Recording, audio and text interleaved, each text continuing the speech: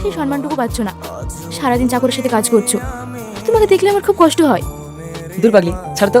তোমার মতো বোঝার আছে, তার আবার কষ্ট কিসের? জানো, আমার মাঝে মাঝে খুব ভয় হয়। আমার মা তোমার সঙ্গে যেরকম ব্যবহার করে, তুমি যদি রেগে গিয়ে আমাকে ছেড়ে চলে যাও। এরকম কথা আর কখনো বলবে না। তোমাকে ছেড়ে যাওয়ার কথা আমি স্বপ্নেও ভাবি না। তুমি ফালতু ফালতু আমাকে নিয়ে টেনশন করছো। অনেক রাত হয়ে গেছে, ঘুমিয়ে পড়ো।